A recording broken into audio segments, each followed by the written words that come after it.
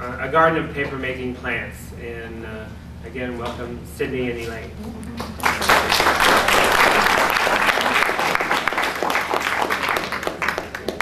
Okay, I think I'll get started right now. I've never done a presentation by PowerPoint, and also I just left China yesterday morning at 6 a.m., so I'm a little fuzzy about time and where I am place. So, at any rate, I want to tell you a little bit about my garden, our garden of paper-making plants in Brookline, Massachusetts.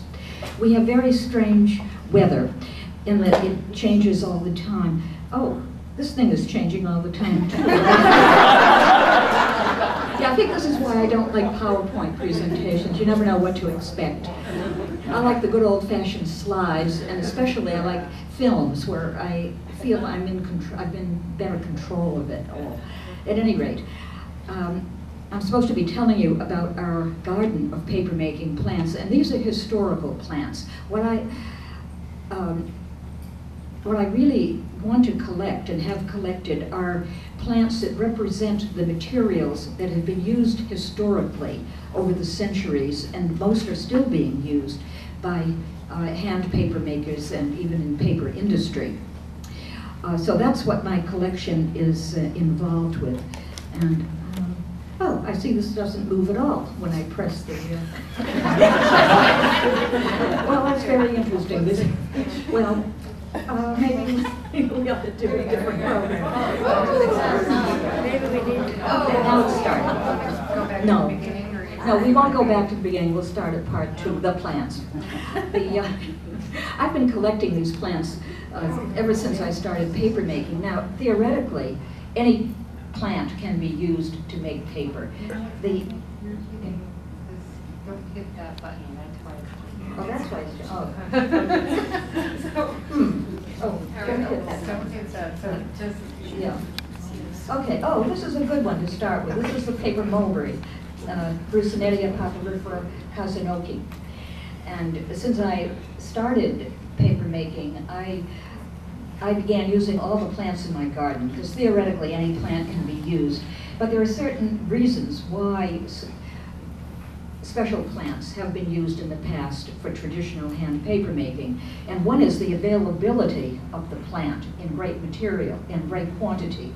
The second is the ease of extracting the cellulose from the plant, which is going to be used for the paper pulp.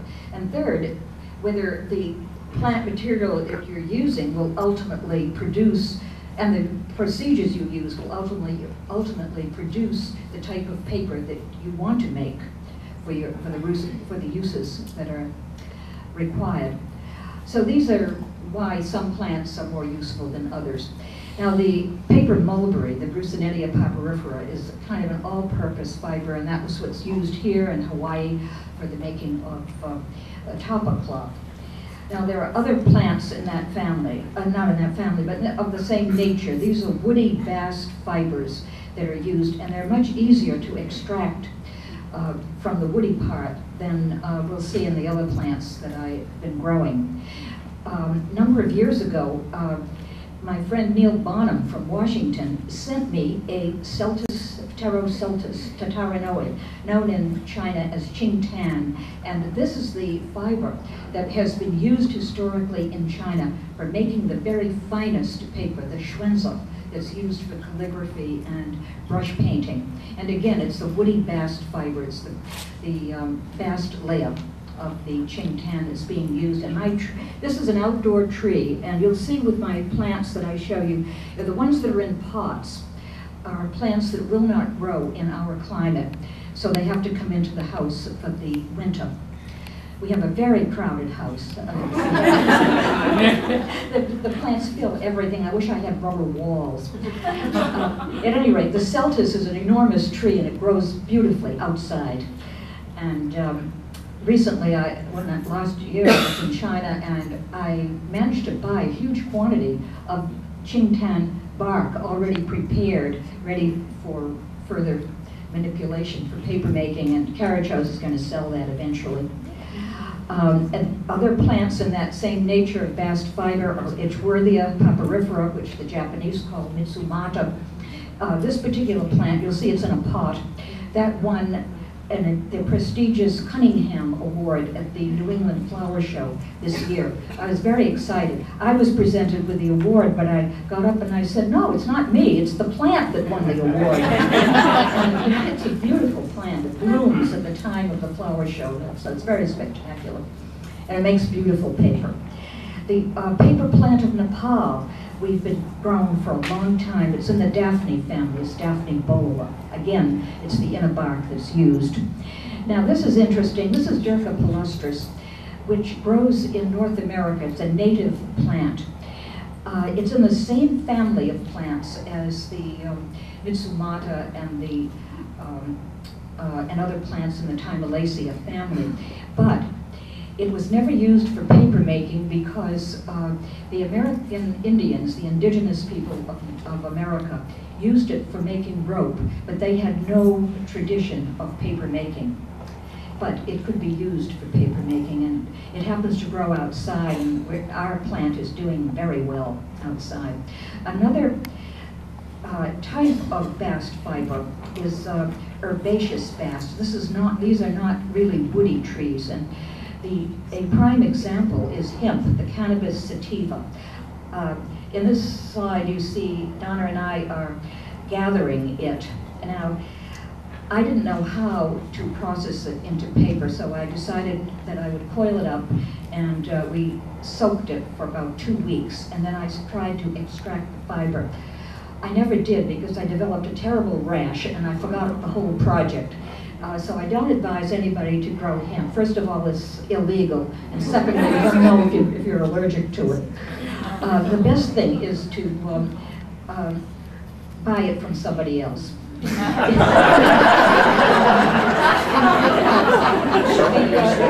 experts in this are Helmut Beckett of Canada and John Stahl in California, and they've done a lot with hemp. The other plant of the same nature is flax, the Linum usitacinum, and we are growing flax, but it is much too difficult to extract the fiber. And I leave that up to Helmut Becker. He's an expert on that and will tell you in great detail what to do with it. It's too complicated. I've watched him process the flax many times in workshops, and I don't even want to begin. The best way to use these fibers, if you can't get the raw fiber, use the textile. And this is what was used historically. The flax was used in the form of old rags, and the same with hemp. In fact, the earliest paper found in China was made from hemp, but the Chinese paper makers used fish nets, so they didn't process the raw hemp themselves. Probably not, anyway. Another fiber in that sort is rami, Bromeliaceae nevia, and that too is very difficult to process, and it's better to buy it as fabric if you can, and then make paper from that. That too was widely used in Europe for paper making, but again, they used rag generally. Jute is in the same category of being herbaceous, but still a bast fiber, and that's easy to process. You can just soak that for a week or so, and then it's very easy to extract the fiber. The problem is that the paper is not as strong as other papers in that category, so we don't use it very much.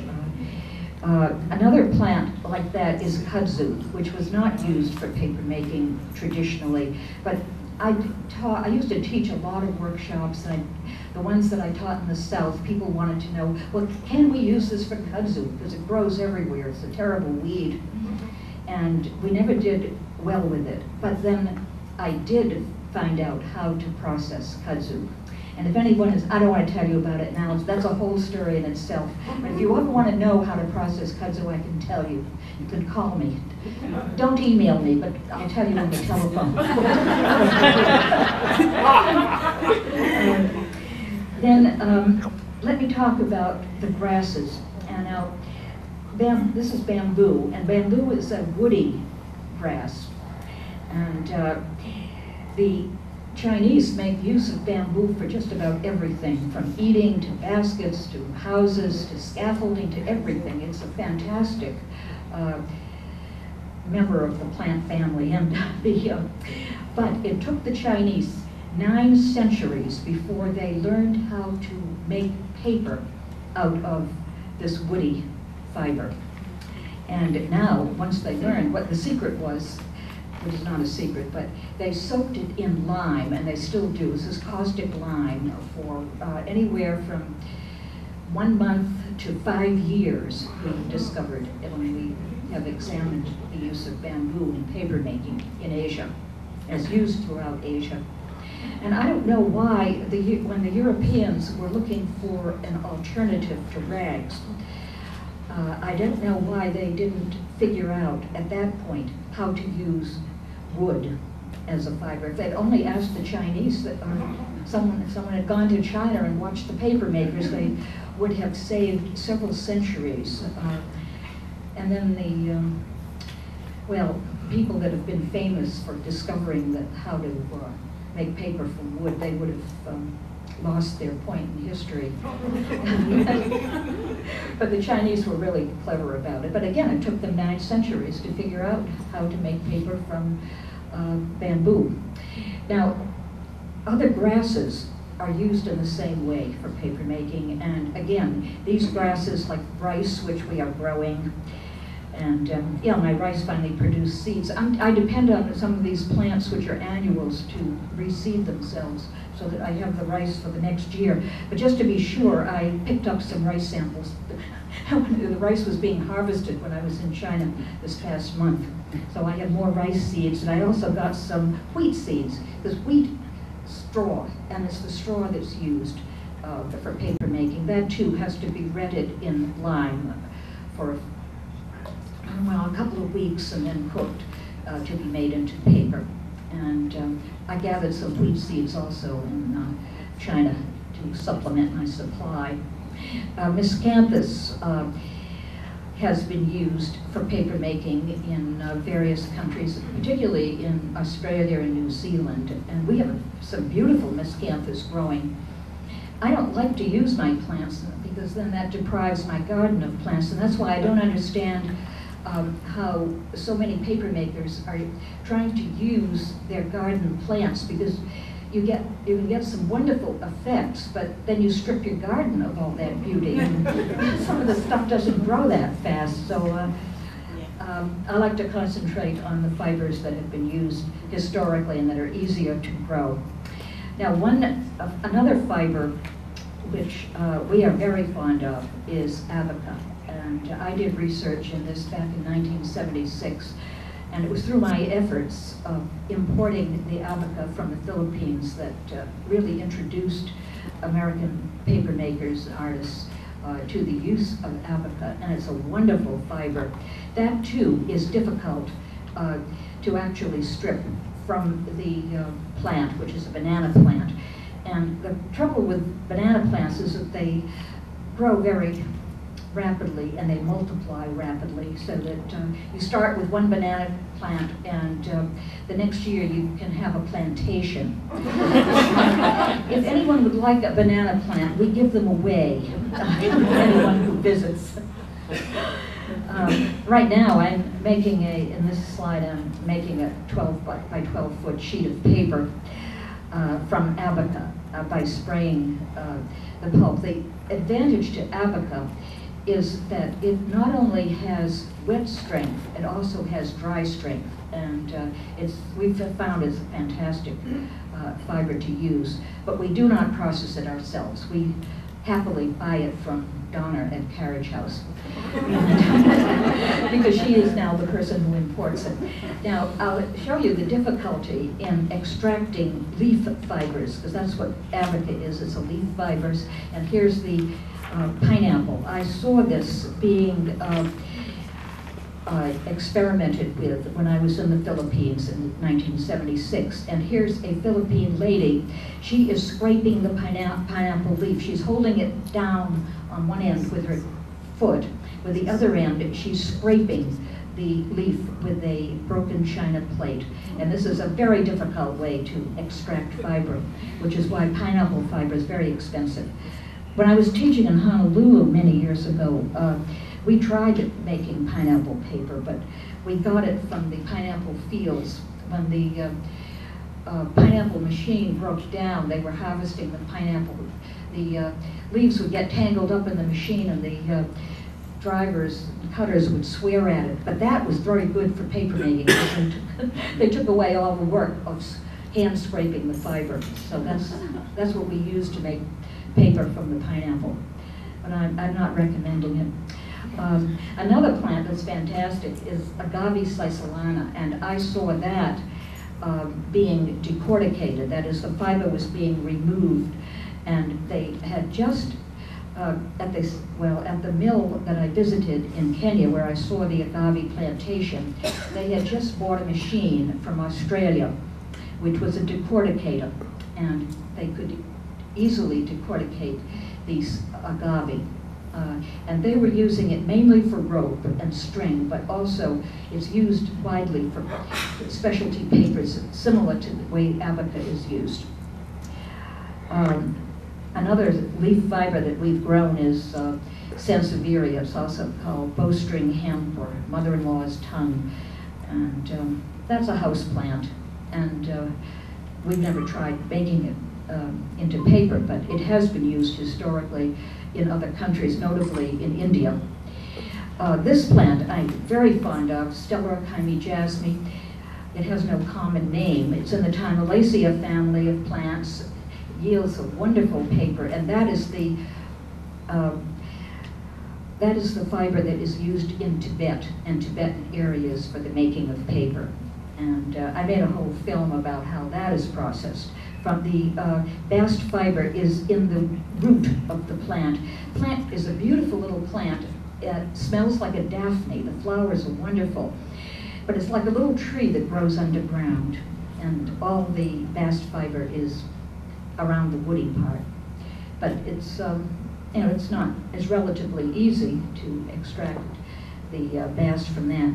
Now the other important plant historically is cotton, and that's a seed here fiber. There are other plants in that category. And we've been growing cotton for years. My thought was that I would grow enough cotton, like a pound of it, so I'd have enough to charge the beater, and I could try beating it from my raw cotton. The difficulty is taking out the seeds, and that's all you have to do is try to take out a few seeds from cotton balls, and you realize why Eli Whitney invented the gin for ginning cotton. They are very hard to extract, and then it leaves little bits behind. So the way it was used historically was always as rag. The old rags were made from cotton. And of course now we have cotton linters, which is the refuse from the paper machine after the long staple cotton is removed. We grow a number of early non-paper plants, like the papyrus, which is not true paper at all, but it grows wonderfully in our garden in a container, and it comes in for the winter. And we're very pleased with that. In fact,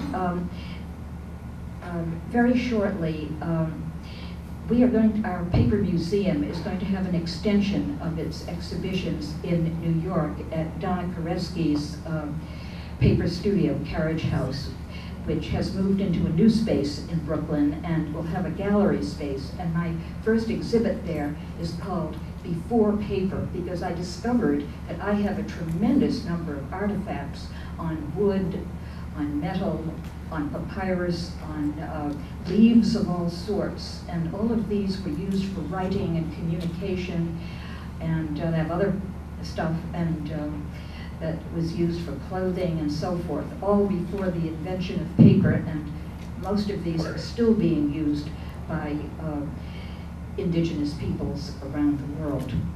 So that's going to be my first exhibition, non-paper materials. And an important one for me is this Tetrapanax papyriferum, and that is what's used for that is erroneously called rice paper. It's neither rice nor does it make paper. Can we turn the lights on? I want to show you a couple of the artifacts that I have. All right, this is what the pith looks like. It's usually a little thicker than this. I just got this sample in China. It's also used medicinally. And this paper-like material is produced, and I have a film about the making of it in Taiwan, which I filmed in 1978, but I have done more research in it this past month when I was in China. And I discovered this is used medicinally, and I could not find anybody that was still using it by cutting it in a rotary fashion and making these little squares, which then are painted on and has a very interesting dimensional effect when this so-called paper is painted. And right now, there have been a lot of exhibitions of these so-called pith paintings in museums around the world. There's a big exhibit in Guangzhou, China. There's a man in England, Yvonne Williams, who has a private collection of these pith paintings. There's another big collection in Massachusetts at the Peabody Essex Museum. I saw this collection at Kew Gardens in England, and there was an exhibition in Madrid, Spain, a couple of years ago that had a lot of pith paintings. There was another exhibit in Munich last year. So these little paintings, which were very cheap, they were sold as tourist items in China in the early 1900s. I think they started really in the late 1800s. And people just bought them, these little things. They cost almost nothing. Right now, they're collector's items, and they're very expensive. I own one of these paintings, but luckily it's a very beautiful one.